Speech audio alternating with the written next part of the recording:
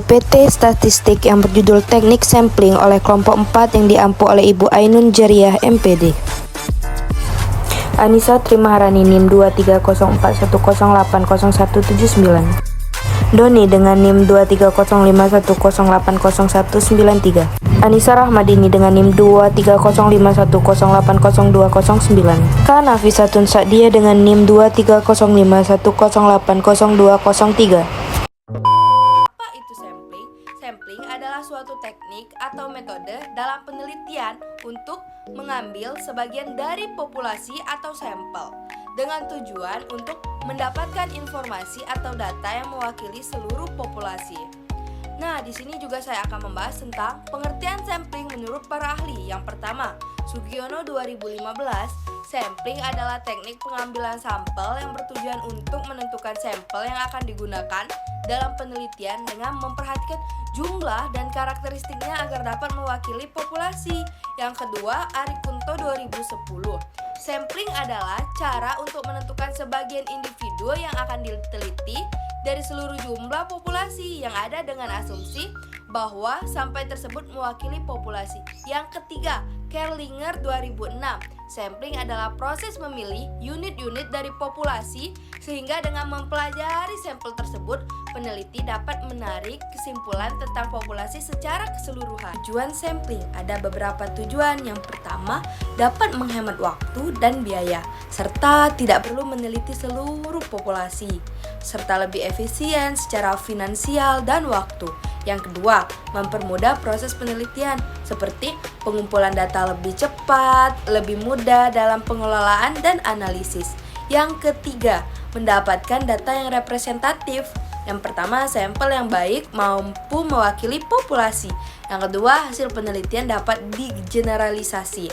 Yang keempat, meningkatkan efektivitas penelitian. Fokus pada data yang relevan dan penting. Penelitian ini jadi lebih terarah dan tepat sasaran. Yang kelima, menghindari kesalahan sistematis. Teknik sampling yang tepat minimalisir bias serta meningkatkan validitas dan reliabilitas hasil. Jenis-jenis sampling. Yang pertama yaitu probability sampling. Sampling yang memberikan peluang yang sama bagi setiap anggota populasi untuk terpilih sebagai sampel. Yang A, simple random sampling. Setiap anggota populasi memiliki peluang yang sama tanpa pengecualian. Contoh, mengemudi nama dari seluruh siswa untuk memiliki perwakilan kelas. Yang B, stratified sampling. Populasi dibagi menjadi beberapa sekelompok setara, lalu diambil sampel dari masing-masing setara secara acak. Contohnya, memiliki siswa berdasarkan setara kelas 10, 11, dan 12. Yang C, cluster sampling.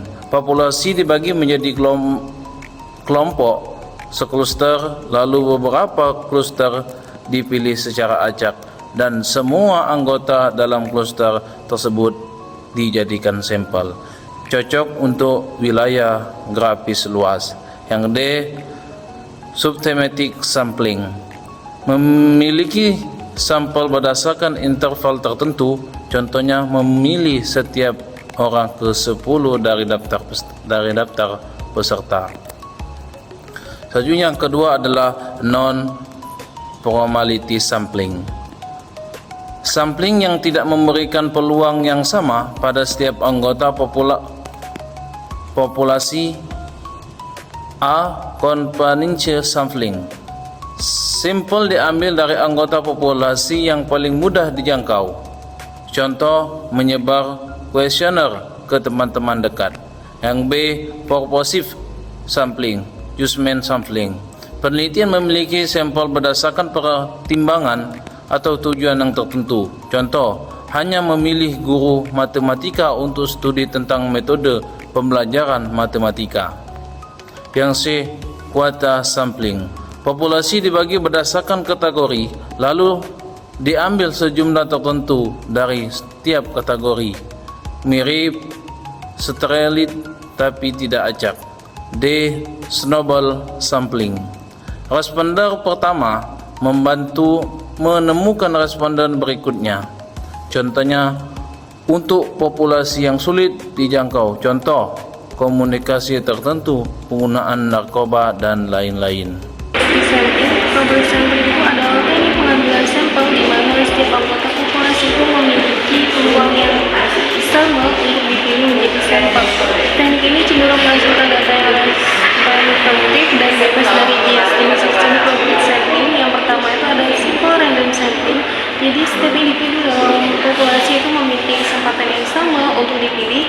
Contohnya itu ada mengundi nama secara acak dari daftar siswa. Di sini juga ada kelebihannya yaitu sederhana dan bebas bias. Dan kekurangannya itu butuh daftar populasi lengkap. Dan yang kedua itu ada straightforward sampling.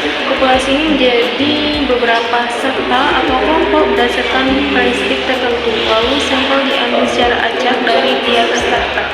Contohnya itu kelompok berdasarkan usia jenis kelamin, kelas sosial, terus hasil kelebihannya itu lebih akurat untuk populasi yang heterogen.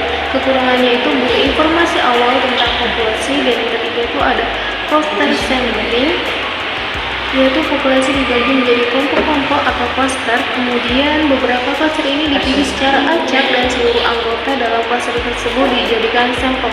Contohnya ini memilih beberapa sekolah lalu mewawancarai semua siswa di sekolah tersebut. Dan kelebihannya itu praktis untuk populasi yang tersebar secara geografis. Kekurangannya itu kurang akurat jika ada perbedaan besar antar cluster. Dan yang keempat itu ada systematic sampling. Sampel diambil secara sistematis dengan interval tertentu setelah di titik awal dipilih secara acak. Contohnya itu memilih setiap orang ke 10 dari daftar. Dan kelebihannya itu mudah diterapkan. Dan kekurangannya itu resiko bias jika ada pola tersembunyi dalam populasi. Non-probability sampling. Jadi non-probability sampling itu adalah teknik pengambilan sampel di mana tidak semua anggota populasi memiliki peluang yang sama untuk dipilih. Jadi, pemilihan sampel ini dilakukan berdasarkan pertimbangan subjektif atau kemudahan akses. Cocok digunakan saat informasi populasi tidak lengkap, untuk studi eksploratif atau kualitatif, dan ketika waktu dan sumber daya terbatas. Nah, di sini juga ada jenis-jenis probability sampling, yaitu conference sampling, yaitu pengambilan sampel dari elemen yang paling mudah diakses oleh peneliti. Contohnya itu menyebarkan konseler ke teman kampus yang sedang ada di kantin. Kelebihannya itu cepat, murah, mudah, dan kekurangannya itu kurang representatif atau rentan bias. Dan yang kedua itu ada populasi sampling. Nah, di sini peneliti memilih sampel berdasarkan penelitian atau tujuan tertentu. Contohnya fokus pada responden yang relevan. Kekurangannya itu subjektif, tidak bisa digeneralisasi.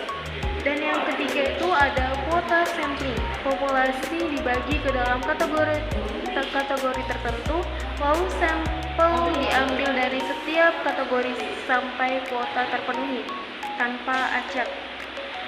Contohnya itu memilih 50 pria dan 50 wanita tanpa acak.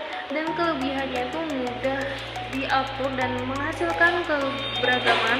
Dan kekurangannya itu pemilihan dalam kuota bisa bias. Di sini ada snowball sampling.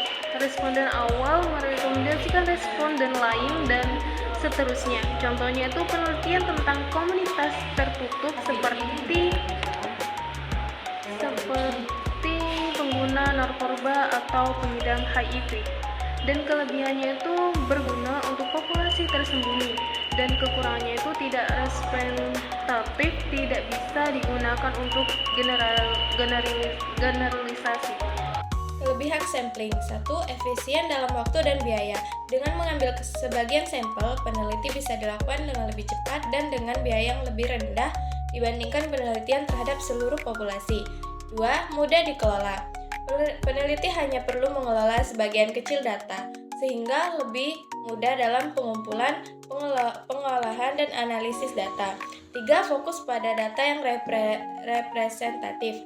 Sampling memungkinkan pengambilan data yang representatif dari populasi yang lebih besar, sehingga hasil penelitian tetap valid meski hanya menggunakan sebagian data.